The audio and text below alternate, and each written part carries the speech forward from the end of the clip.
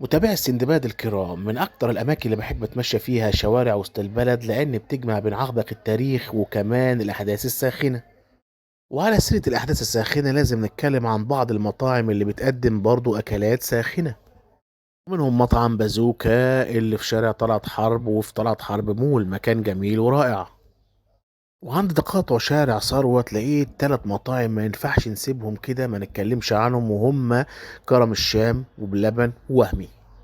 لكن وهمي استلفت انتباهي أول حاجة لأنه كان عامل عروض جميلة جدا والزحام عليه كان فظيع، ومنهم عرض كريسبي ديب اللي احنا شايفينه ده. لقيت أفواج وطوابير مستنيين دورهم، فاتصورت سيلفي كده قدامهم. وأنا دلوقتي اهوت بعد ما حجزت، ده كان رقمي قدام مني تقريبا 100 واحد، فقلت اما الحق الحلو بقى من بلبن عشان بعد ما يجي الأكل أقدر أحلي. وفعلا حجزت البمبوزة، وبعد ساعة ونص تقريبا خدت الوجبة بتاعتي اللي اتصورت معاها الصور الجميلة دي قبل ما اكلها وقبل ما اعرضها ليكم.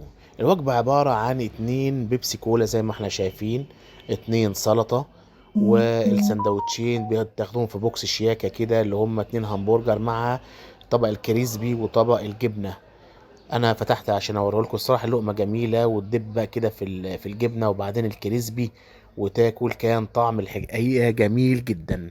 الكريسبي ده عباره عن قطع دوريتوس صغيره متقطعه، وكمان السلطه استخدمتها، حطيت الطماطم مع الليتيوس الموجود، الخس والبصل والخيار المخلل، وكلت السندوتش برضو كان طعم حكايه. الحقيقه وهمي بيعمل سندوتشات جباره. وبعد الحلو يجي الحادق، قلت اوريكم البمبوزه، هي حاجه عامله زي الفخفخينه بتاعت زمان. صوص كده لذيذ بتاع المانجا، ومعاه قطع التفاحه المتقطعه وقطعه كمان ايس كريم، طعم اللي انت تختاره، مع كمان الصوص اللي انت تختاره. انا اخترت صوص اللوتس وبدات ادوق. بقلب لكم البمبوزه كده ودقت، كان طعم جميل جدا بلبن برضو لا يعلى عليه. صحتكم في وسط البلد لا يعلى عليها، وكمان هتلاقوا مطاعم كتير تقدروا تاكلوا وتنبسطوا. المطعم الجاي بتاعنا هيكون كرم الشام. ما تنسوناش باللايك والشير والاشتراك في قناتنا. شكرا جزيلا، سلام عليكم.